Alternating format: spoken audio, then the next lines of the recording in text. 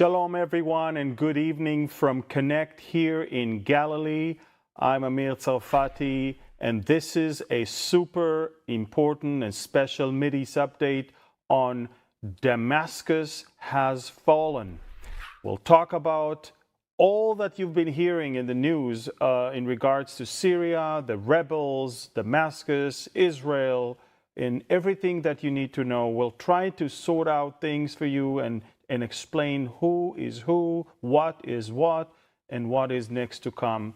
But we will start only after we will pray. Father, we thank you so much that you are in full control. Even in the technical aspect of this broadcast, we ask that you will preside and help. And we also, Father, ask that you will bring forth clarity and understanding the times and the seasons in which we live, also understanding what is going on in the Middle East, not to bring despair and anger and fear and confusion, but actually the opposite, to bring comfort, to bring understanding and wisdom to people. We thank you, we bless you, and we ask now that you will bless this broadcast and use it for your glory. In Yeshua's name, amen. So again, shalom everyone, and good evening from Connect. It's good to be back in Israel. It's no longer a war zone within the country. We do have fights in Gaza, fights also in southern Lebanon, but now we have a new reality. In the past 48 hours, Israel has been destroying the Syrian military capabilities. We just declared 80% of all the Syrian military capabilities and equipment of the Syrian army are destroyed in the most amazing air campaign in the history of the Israeli Air Force. We'll talk about that in a few seconds. But in order to understand what's going on, I think it's only inevitable to try and go back to understand the importance of Syria, the importance of Damascus, because this is not something new. It's one of the oldest cities in the world. In fact, the first time we hear about Damascus is the servant of Abraham, Eliezer, the man of Damascus, who was attending Abraham's household and is the one that Abraham asked to go and find a wife for his son Isaac. And if indeed he found Rebekah. And of course, ladies and gentlemen, Eliezer, the man of Damascus, from Damascus, that's the first time we hear about it. Damasek Eliezer in Hebrew. Now, we do hear about the city that was flourishing in the heart of the Fertile Crescent, the crescent in between the rivers Euphrates and Tigris, all the way up north and down towards Lebanon, and also, of course, the Jordan River to the Nile. It creates a whole area in a shape of a crescent, and of course Damascus is part of that Fertile Crescent, a flourishing city sitting on a major crossroad, the Via Maris that the Romans built along the coast, but also the King's Highway from much earlier time. And ladies and gentlemen, the city was important throughout the kings of Israel. The city was important later on in the Persian era, in the Hellenistic era, in the Roman era. Pompey took over the city in the 1st century BC. And this is the city to which Paul was on his way in order to continue his persecution against those who believed in Yeshua, the Messiah, among the Jews. And of course, on the road to Damascus, he had that amazing experience, that conversion, that when his eyes were open to understand who the Messiah of Israel really is, it was on the way to Damascus. Of course, Damascus continued to be an important city, a big city, ancient, very beautiful, by the way, throughout also the Byzantine era when the Romans adopted Christianity. And then, of course, when Islam was born, right after Muhammad's death, there was already empires and dynasties of Muslim rulings. And one of the oldest one was the Umayyad one that turned Damascus into its capital. And it goes back to the late 600s, early 700s AD. And there is a grand mosque in Damascus from that time period, which, by the way, we saw in the news just a couple days ago. So it continues to flourish also throughout that time, and also the Crusaders also took over parts of Syria and had their own regimes there. And then, of course, when the Ottoman Empire took control of the entire area, of course, it was under what today called Turkish, but then the Ottomans, and they ruled until the early 1900s. And at the towards the very end of World War I, when it was evident that the Ottoman Empire is falling apart, we had two diplomats, one from the UK and one from France, Mr. Sykes and Monsieur Picot, that took the map and carved the remains of the Ottoman Empire and literally divided the Levant, the area of the Middle East, between England and France, and Syria and Lebanon were to be under French mandate. Now, before the French mandate, we first know that everything that the Sykes-Picot Agreement was talking about was affirmed and confirmed in the San Remo Conference in 1920. And of course, by then, there was already, for 1 year, a kingdom of Syria with a king there. Didn't last for too long. 1923, this is when the mandate was introduced. I mean, if you want to see what it looked like, the book where it says mandate of the French mandate over Syria, there you go, this is it. And of course, 1923, ladies and gentlemen. It wasn't until 1944, January of 44, which is at the end of 43, 20 years later, that Syria received independence. And then, of course, a few years later, Syria began its fights against Israel. Israel was born in 1948, and on the War of Independence, the Syrians were already fighting against us. Now, if that's not enough, Syria wanted to be part of the Arab world, and there was an attempt in 1954 to cause unification of Syria and Egypt. It didn't last for too long. In 1963, the Ba'ath movement, the resurrection movement, basically took over. It's a secular Arab party that took over the regime in Syria, and it's in 1970 that Hafez al-Assad became president. In between, by the way, Syria suffered a great blow in 1967 when Israel preemptively struck before they will strike us, and we took over the Golan Heights from Syria at that time. Golan Heights were Jewish. The Golan Heights were part of the tribes of Israel, the half of Manasseh. The Golan Heights has numerous archaeological remains of synagogues and Jewish villages and towns. And unfortunately, the only thing the Golan Heights was used by the Syrians throughout those first 20 years of Israel's existence was to attack Israel from there. So in 1967, we took it. And of course, in President Trump's first term, he acknowledged it as an Israeli territory already. But let me now bring you to 1970, when Hafez al-Assad forcefully took over. He was the defense minister. There was an attempt to take over, and he took over. And this is who Hafez al-Assad is. Take a look at him. That's the father of Bashar al-Assad. Hafez al-Assad was a ruthless leader of Syria. He belongs to a small minority of Shiites called Alawites. They reside mostly on the coast in Latakia area. But he took over, and basically the minority became the ruling party over the majority of Sunnis, Arabs. Of course, there are Kurds also, there's Druze also, there's Bedouin also, but the majority were Sunni Muslims, and now it is Shiite Muslims that are controlling them. Assad was ruthless, and in 1982, there was an attempt to uprise, which he crushed in the city of Hama, where there were 40,000 people that he killed of his own people by destroying buildings upon the people that were inside and rolling tanks right over them, almost 40,000 people.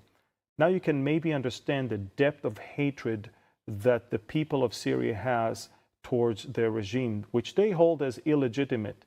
They are ruthless, they are very, very, very cruel, and they're not even legitimate. There's this one-party thing, a one-string instrument. And that, of course, is 1982. We move on to the year after the Gulf War, and there were some negotiations with the Syrians. The Syrians didn't want to talk about anything before Israel pulled out of the Golan Heights. Thankfully, we didn't.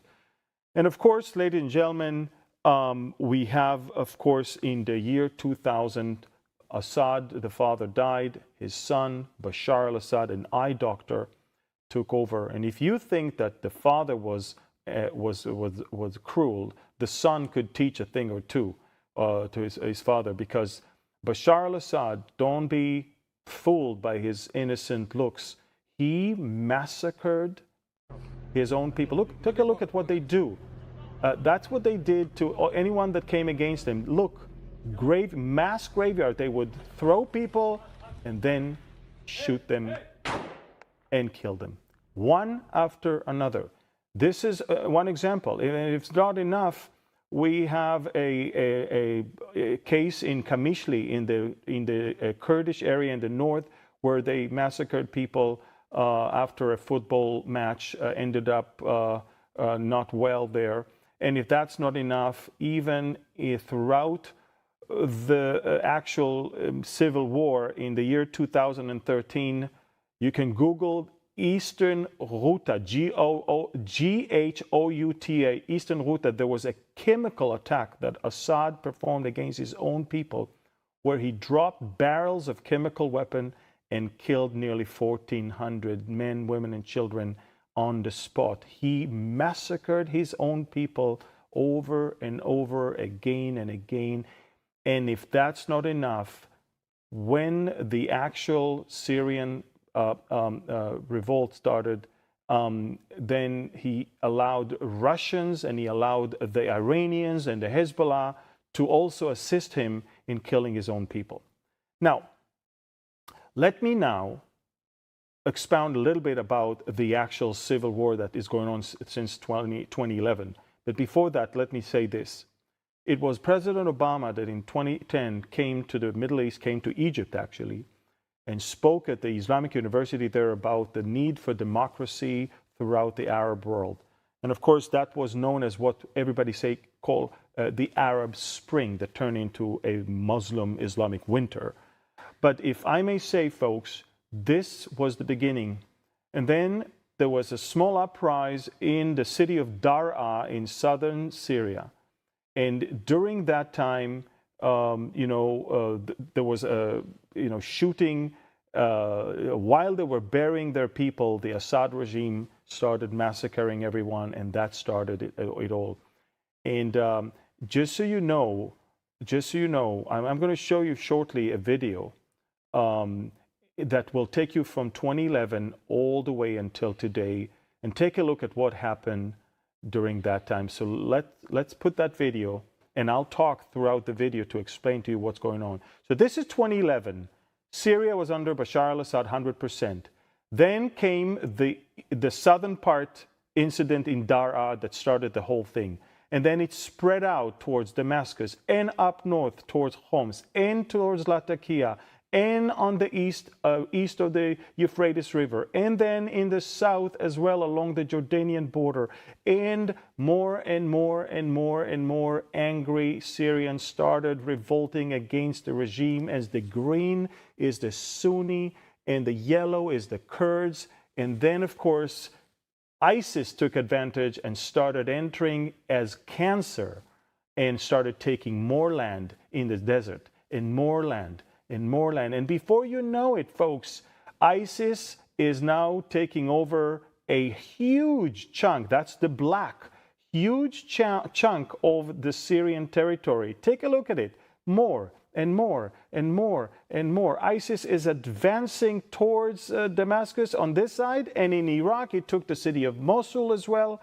And then, of course, ladies and gentlemen, the Kurds realized we must do something where we are, and they started closing on ISIS from the north and from the east, and you see the yellow is growing and growing and growing. Assad's territory is shrinking, all the red, and Assad cried for help, and Russia came to help him. Iran came to help him.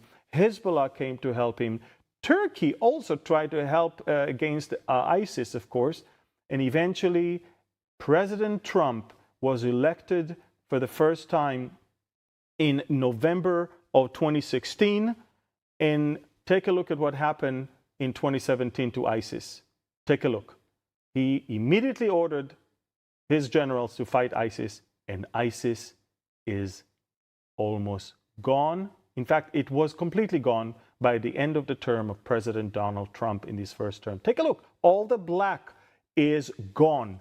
The Americans, right east of the river Euphrates, helped the Kurds, the different parties of the Kurds. They helped them to establish their own territory, controlling gas and oil field there, while Assad controlled the area west of the Euphrates River all the way. As you can see, pockets of resistance continued in the south and in the very north, where there was still area of Al-Qaeda and also militias that are assisted by the Turks in the very north. And of course, as you can clearly see, things have stabilized more or less, while Iran was literally using the territory to control and smuggle more and more and more weapons towards Hezbollah.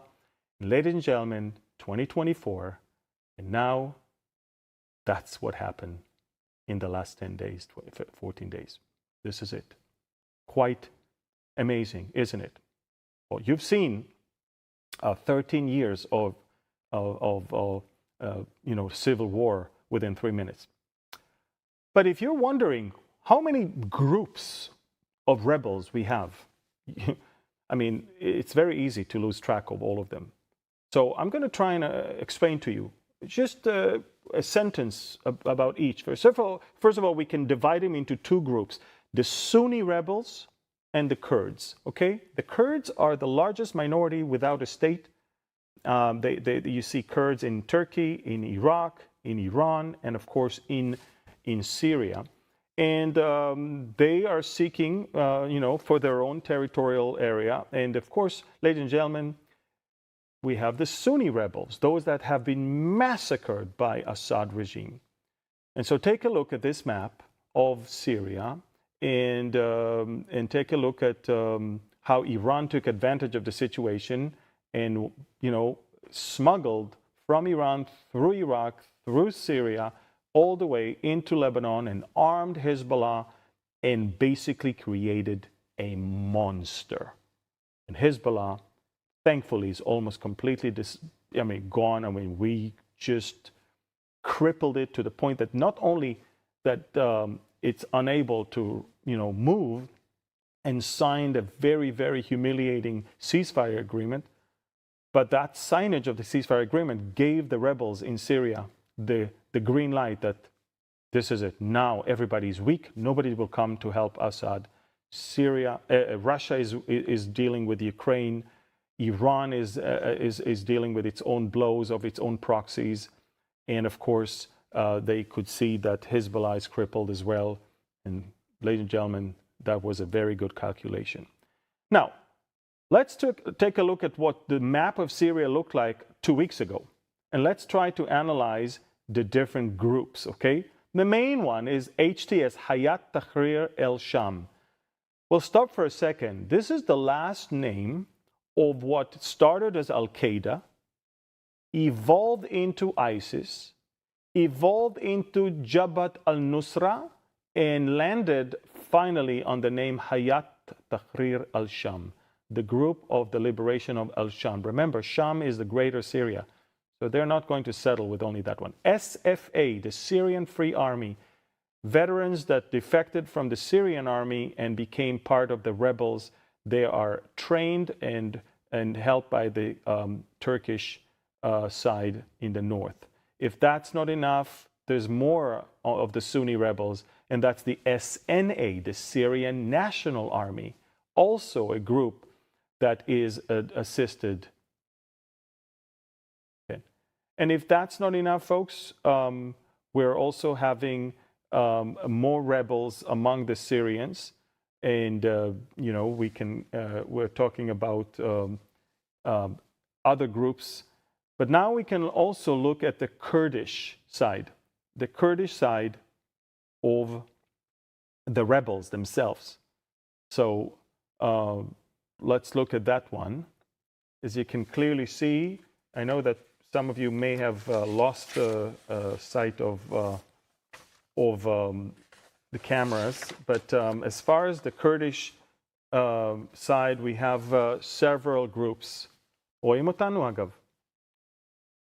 Okay, so here we are. We're talking, when it comes to the Kurdish, we have several. We have the PKK, Kurdistan Workers' Party. No, this is the leader of the Sunni rebels, by the way, al-Julani, whose real name is Ahmed Hussein al-Shar'a. Let me say a couple words about him, okay? It's important that you understand.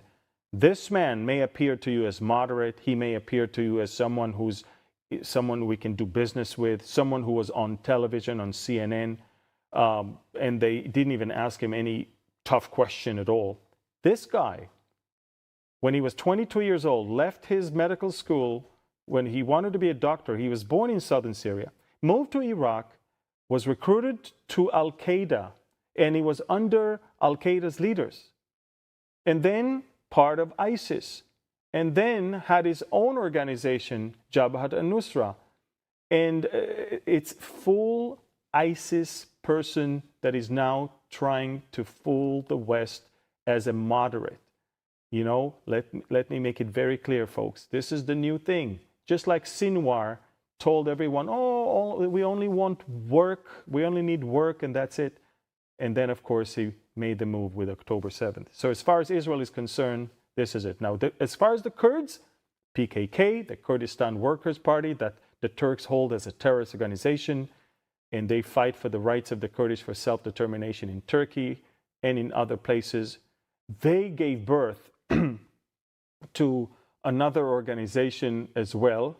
But this is the SDF. This is a Kurdish group also called Syrian Democratic Forces, assisted by the United States of America. They control the eastern banks of the Euphrates River with the gas and oil fields over there. And if that's not enough, we have also YPG. It's the daughter organization or son or offshoot of the PKK, only for the affairs of the Kurds in Syria. And last but not least, if I'm not mistaken, there is one last group among the Kurds. Am I right? I am. And that is the Peshmerga, which is the military forces of basically of the Kurdish people, but it's led by Kurdish people. It's also, you know, it has Sunnis, it has Christians, and it has others as well. So as you can see, so many different groups, and I didn't even mention ISIS and Al-Qaeda in this whole thing. That's what it looked like by November 20th, November 30th, December 4th, is 1st, 2nd, and 3rd. They started making the move, as you can see already, and it's growing and growing and growing. And by December 8th, the entire country fell when Damaskus had fallen. That's what we see, folks.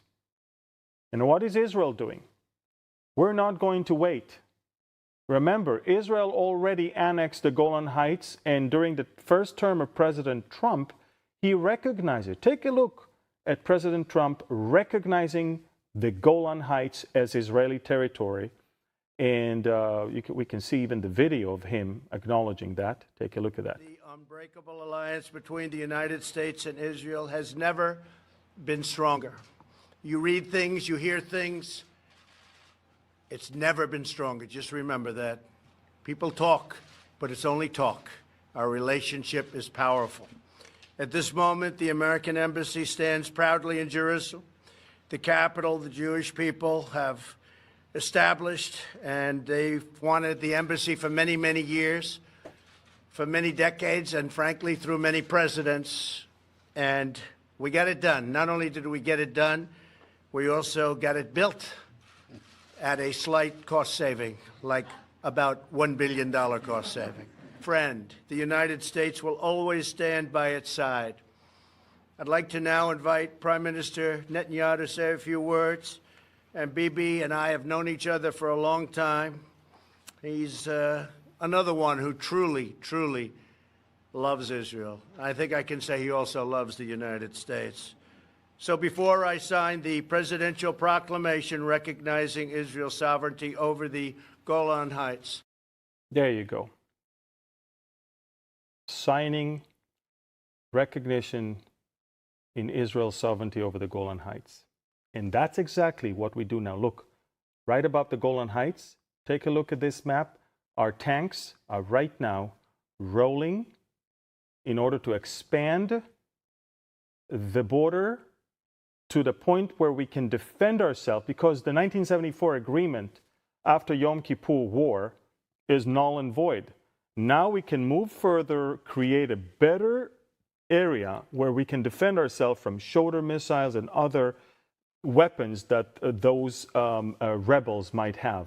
Israel is not only there, also on Mount Hermon, we took over the Syrian outpost. The army has left already, and now it's within our control. We will not let jihadists look over Israel from the very top of the highest mountain in the region as well. So, as you can see, Israeli vehicles and tanks rolling into the demilitarized area and even beyond to get better positions and create another no man's land where rebels are not going to be allowed in. And this is it, folks. We cannot trust them. We cannot do business with them. And if the world wants to recognize them, and if the world wants to do business with Al-Qaeda and ISIS, fine. But we will take care of our own business. We don't trust anyone anymore. When they say A, it's B. When they say B, it's C. We learned something from October 7th, and we will not allow that to happen to us again. And by the way, in the last 48 hours, Israel has been destroying, you can jot that down, all of the Syrian airplanes, fighter jets, helicopters, radar systems, air defense systems, a stockpile of ballistic missiles. We destroy all of their research centers, all of their naval ships, all of their training centers. We have been destroying the Syrian military weapons, equipment, and facilities in order for them not to fall into the hands of the rebels. And if I may add, we also destroy manufacturing and storage facility for strategic weapons such as chemical and biological weapons that the Syrian regime used to deal with against his own people also. So folks, Israel is very busy right now in making sure that what happened in Syria is not going to affect us. Now, who are the winners here? Israel, of course. We don't have Iran anymore on our border, and we don't have Iran anymore feeding Hezbollah to become a monster once again. That's a great, great thing. Look, the entire Iranian axis of evil has crumbled. That's it. It's gone. They lost Islamic Jihad and Hamas. They lost Hezbollah. They lost Syria. And this is it. Their ring of fire that they wanted to strangle Israel with is gone. But also, I will say, the winner is Turkey, because Turkey is the one training, equipping, and assisting the rebels, and now the rebels owe Turkey a lot. So Erdogan is now having a greater influence in Syria, whereas Russia lost, Iran lost, Hezbollah lost, and all the axis of evil has indeed lost. This is an amazing thing that is going on here. And if you ask me, where are we biblically? Of course, Damaskus is still standing, so Isaiah 17 hasn't yet been fulfilled. But listen to this, folks. Listen to this. The Bible is telling us that Damascus will become a heap of ruins and it will be uninhabitable. But the Bible does not tell us who is going to destroy it. There's two options.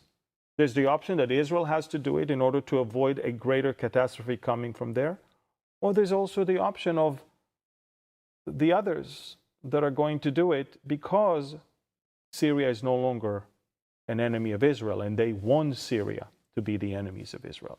So the Bible is not telling us who is destroying it. But one thing I know for sure, Iran is angry. Russia is angry.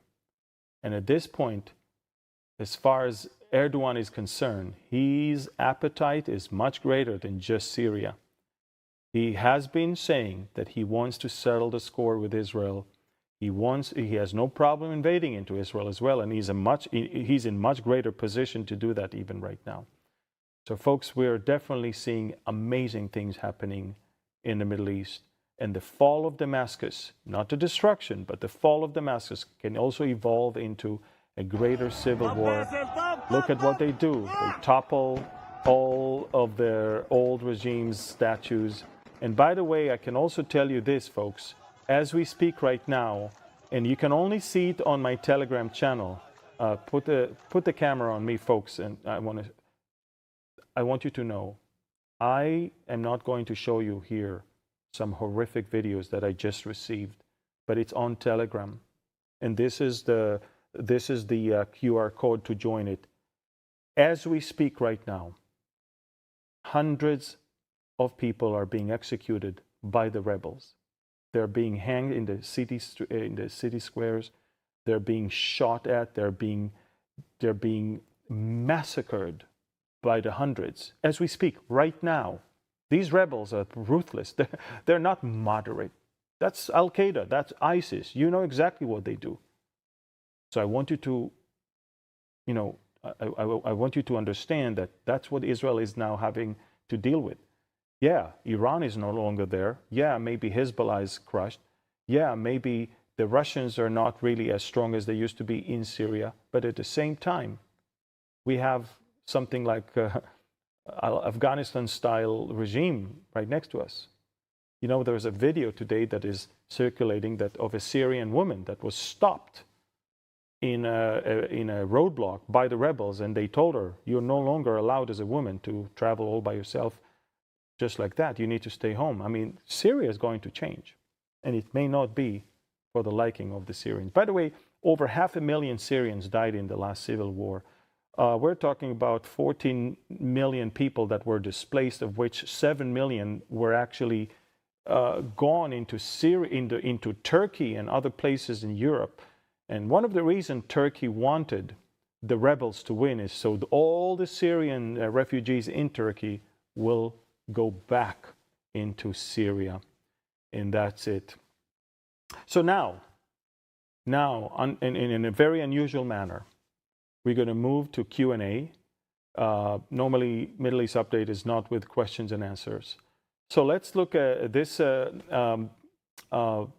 short video and move to the Q&A.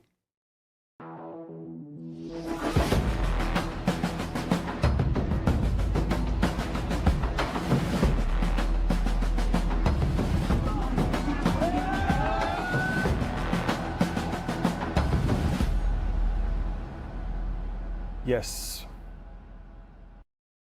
All right. So we got some questions. I have them on my phone. They keep feeding more and more that we see online that you wrote. The first one is, can you address the topic of whether or not the situation is worse for Christians there now?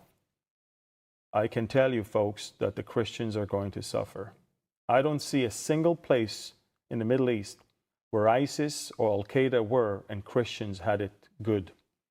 Now, they may try to appear as civilized and right now and moderate, but they're not. They're not. And unfortunately, I don't have good news for the Christians in Syria. We need to pray for them, folks. Peter asked, do you think it is likely that IRGC, the Iranian Revolutionary Guard, will intensify their efforts in Judea, Samaria, and Jordan, given the developments in Syria? I do. I think that they've tried and they will continue to try. We also fear that Iran will destabilize Jordan and try to cause the people in Jordan to topple the monarch there. So there's a lot of things that we think that Iran is going to do.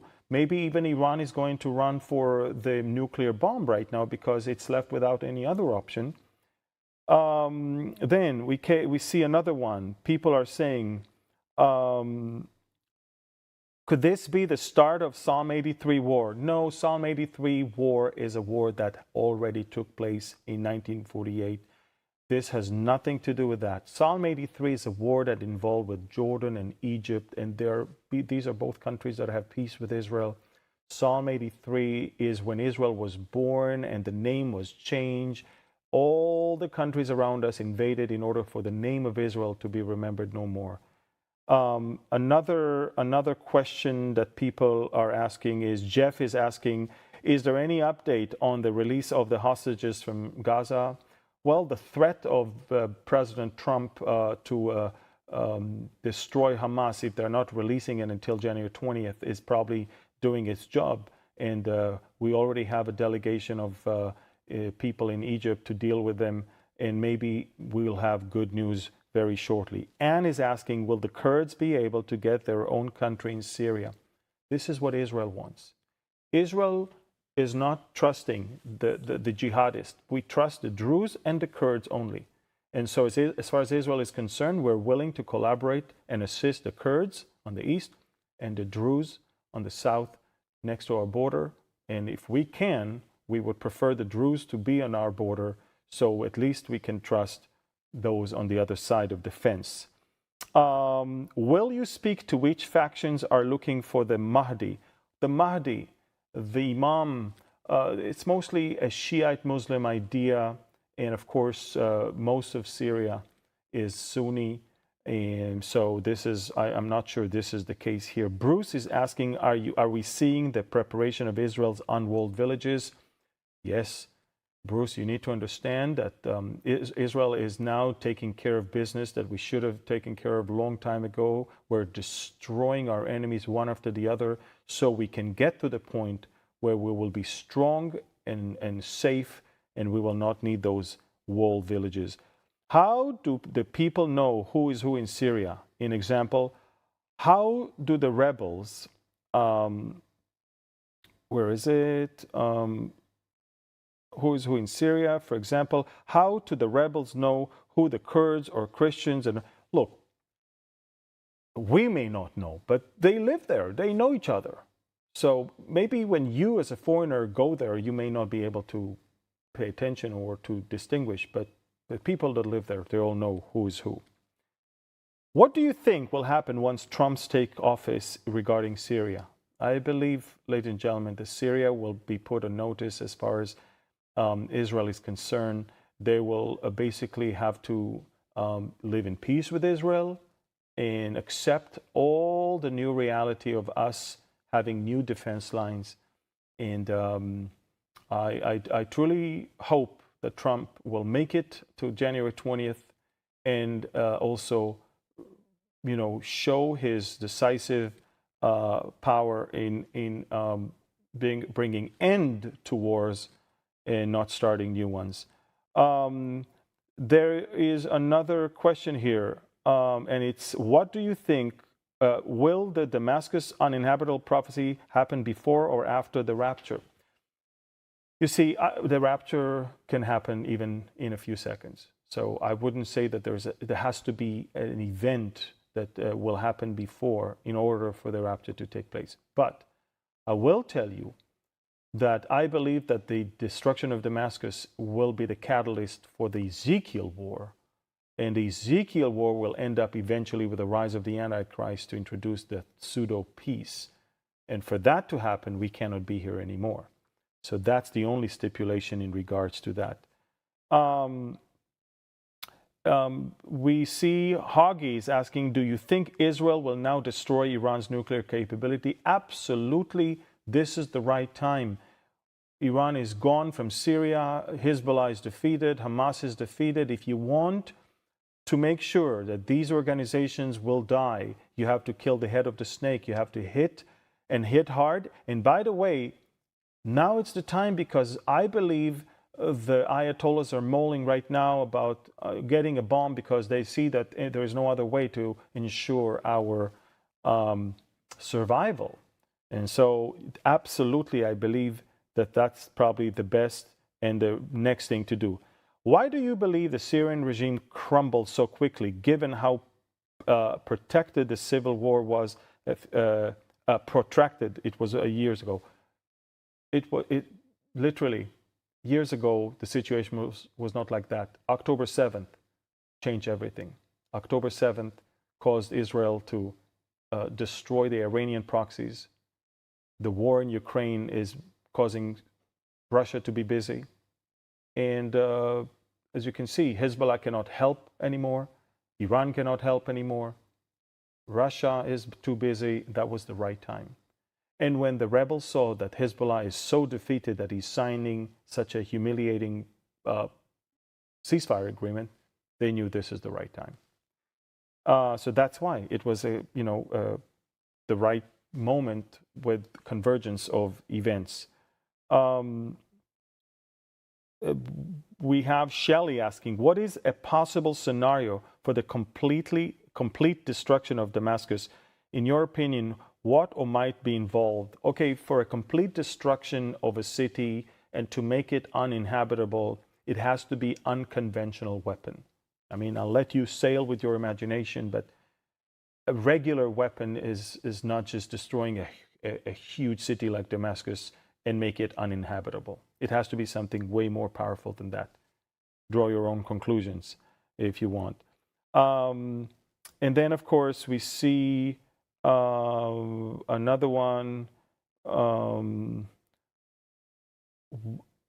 Charla is asking, are Kurds Jewish or par-Jew? No, Kurds are not Jewish, but there were Jewish people from the area of Kurdistan, but there could be Kurdish Jews, but not all Kurds are Jews. Okay, just like there were, Jewish people among Europeans, among countries in Arab area, and in Yemen there were Jews as well, but not all Yemenites are Jewish.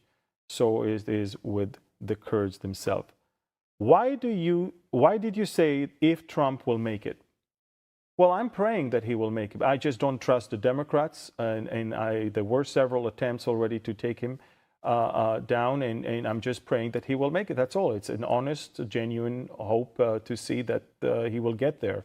But I don't trust anymore anybody around him when it comes to his security, simply because we already saw what happened before. So that's the only reason I'm saying that. I don't know anything. I hope nothing is going to happen. And we really want to see him in office very, very soon. Where does it say in the Bible that the rapture is imminent? Well, if Paul, 2,000 years ago, was sure that it's going to happen in his lifetime, it is imminent. Show me one place where in the Bible it says that something has to happen for the rapture to take place. Nothing. Even in the flagship chapter of 1 Thessalonians 4, it doesn't even talk about the tribulation or, or any other events that is related to it. Why? Because it can happen at any given moment. It could have happened 2,000 years ago. He was looking forward to it, and it can happen. And we need to be eagerly waiting for that to happen, just as he was then. Also, why are the rebels allowing Israel to destroy all the military equipment? The rebels have no say. We don't ask them. And quite frankly, Israel is doing the job that all the countries around the world want us to do, is to make sure that all of these capabilities will not fall into the hands of the jihadists. So we don't ask the rebels, and we protect ourselves. Very easy. Okay, there is another one, and it says this. Aaron is asking, could this be the beginning of Ezekiel 38 and 39? No. Ezekiel 38 and 39 is a war where Russia is leading an assault together with Turkey and Iran on Israel. Right now, I don't think Russia can do it. If Russia couldn't even help Assad not falling, I'm not sure they're in a position of doing that right now. I think,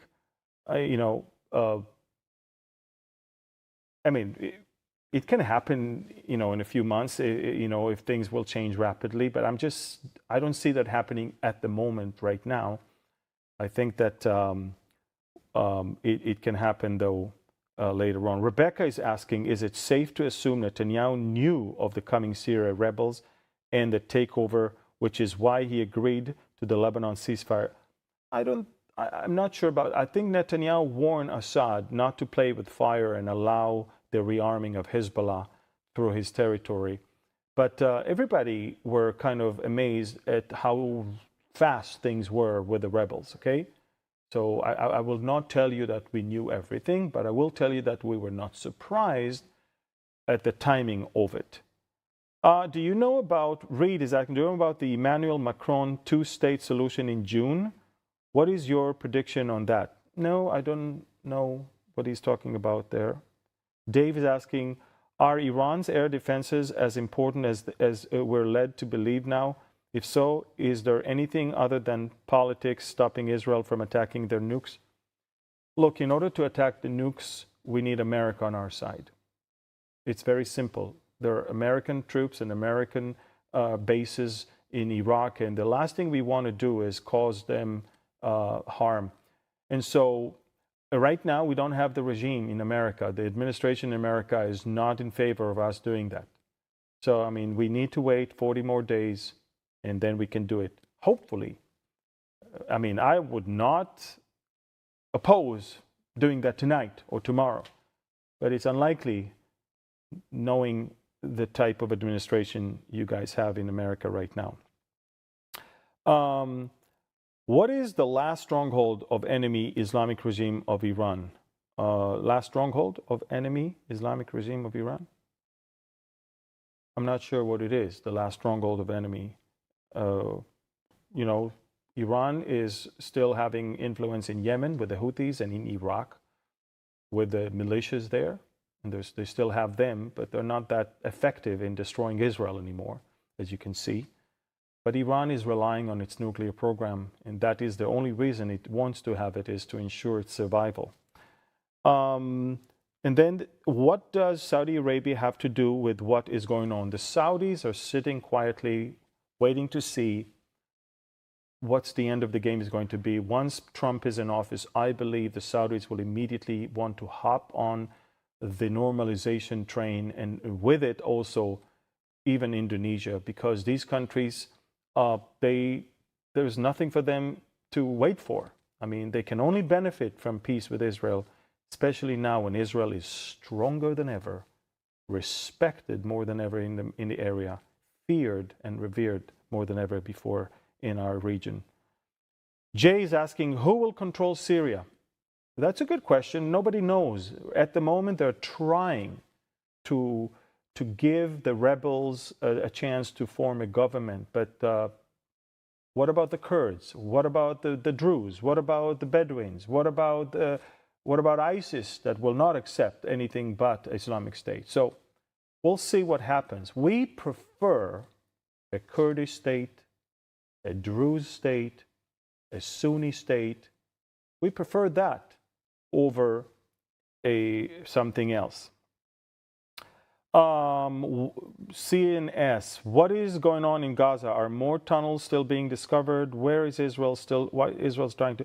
There's still, we still have terrorists in Gaza. They're hiding among civilians. They're hiding among the rubbles, and they still cause some pain to the Israeli soldiers. But it's not many. I mean, not too many are left. Israel is trying to corner them all and push them all to one area, and then eventually somehow cause the Gazans to understand that nobody is going to help them. Iran is not there. Hezbollah is not there. That's it. They better hand over the remaining hostages, or they will be all destroyed. Cheryl is asking, can the IDF bombings accidentally release the biological gas? Maybe, but I don't think so. I think Israel knows where it's hidden and how to do things. Although on my Telegram channel, I did show you a video of some type of gas that has been released in the air of Damascus early this morning, and some strong smell over there as well. But we're not sure what and where and how. But We'll see. Is Turkey more frightening threat to Israel than Iran? No, because Iran created Hezbollah. Iran has an ideological obsession with Israel. Turkey is a NATO member, and Turkey may not like us, but they're easier to deal with than Iran. And the Turks are not developing nuclear weapons, and they're not. But again, remember, when it comes to the Ezekiel war, they will come against us. Make no mistake. How will Israel end up alone in the Ezekiel war? That's a good question. For that, you need an American administration that abandons Israel. And for that, you need Russia already done with Ukraine, and Iran so angry that it joins Russian and Turkish coalition. So that's why I'm not sure it's the right time right now for the Ezekiel war. But we'll see what happens. Josh is asking, could Israel knock out Iran's nuclear program by itself with U.S. air-to-air refueling, or would our bigger boxers be needed? It's always better to have a U.S. assistance with heavy bombers, because these nuclear sites are deep cut into the mountains, but if needed, will cause the damage by ourselves in means that we have. Brad and Kim are asking, do the current events give any idea as to what the hooks in the jaws might be? The hooks in the jaws are the gas and oil that Israel has. The hooks in the jaws, in the jaws are basically the fact that Israel is as a superpower now in the region, and of course, people will not like that new position, and I believe, amazing prosperity that we're going to go through right at the very end of this war. Who's funding the different groups? Well, Turkey helps them a lot, and America helps the Kurds. They have some big money backing them and helps, of course. Megan is asking, can you explain how to make sure you're saved? That's probably the best question. How to make sure you're saved? Well, the Bible is very clear about understanding two things. A, that we are sinners, that we were born sinners, that we need, to acknowledge our sinful nature, and then to believe in the one who died for our sins in order for us to be forgiven and to have eternal life. It requires acknowledgement of your sinful nature, and it requires faith in the one that took the punishment upon himself, and in his finished work on the cross, and in the eternal life that is actually the gift that is of everyone that puts his trust in him. That John 3:16 says, so God so loved the world that he gave his only begotten Son, that he whosoever believes in him will not perish, but will have eternal life. So this is it, folks. I want to thank you for being with us. Thank you for praying for the technical side. We did have a couple of glitches, but thankfully we made it through. We're going to continue and update you, but the best way to stay updated is by the QR code to download Telegram 24/7, videos, pictures, information, maps, so you can stay updated, ladies and gentlemen. Thank you for being such amazing followers of the ministry as the year draws near to the end. We thank you also for helping the ministry in so many ways, in prayers and financially also. And I would like to conclude this update with the Aaronic blessing. יברכך אדוני וישמרך. יאר אדוני פניו אליך ויחונך. יישא אדוני פניו אליך וישם לך שלום. The Lord bless you and keep you. The Lord make his face shine upon you, be gracious to you. The Lord lift up his countenance and be gracious to you and give you his peace. B'Shem Yeshua. Amen. Thank you. God bless you. please forward and share this video with as many people as you can. God bless you, and shalom from Galilee, from Israel.